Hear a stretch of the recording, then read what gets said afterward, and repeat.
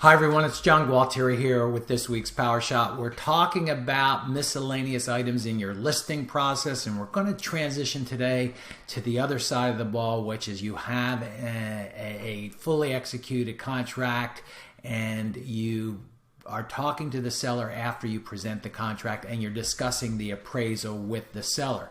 So in a robust seller's market, oftentimes we have concerns over the appraisal.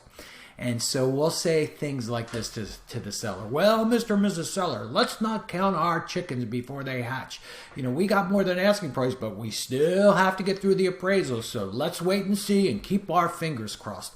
Are you kidding me, guys? I mean, seriously.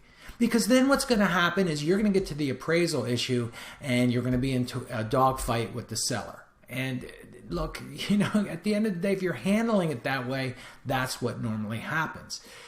So what I used to do in those situations is I would say, John, Mary, you know, I have concerns over the appraisal, and may I share with you why? Well, why is that? Well, you know, at the end of the day, if the appraisal comes in low, we're going to have to deal with it. And I'd rather deal with it now while we're sitting here and talking about it so that we're not backpedaling when the time comes. Does that make sense? Sure, that makes sense.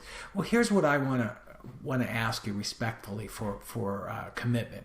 If the appraisal comes in at your asking price or any point above, that you'll accept that appraisal. Here's why. It's going to follow you around like a bad tail otherwise. The probability is that appraisal is going to come in, you know, if we don't work it out with this buyer again and again. So could I have that commitment from you? Now, most of the time I got that commitment and I would go back to the office and I would send that seller an email that would memorialize that conversation. And so, guys, today's Power Shot takeaway is don't have a wishy-washy, mamby-pamby, oh, let's wait and keep our fingers crossed conversation with the seller about the appraisal. Let's make a preemptive strike and do our best to get a commitment long in advance. So if you know anybody who might benefit from this week's Power Shot, please pass it on. And in the meantime, get out there, chop wood, carry water, and do it like you mean it. God bless.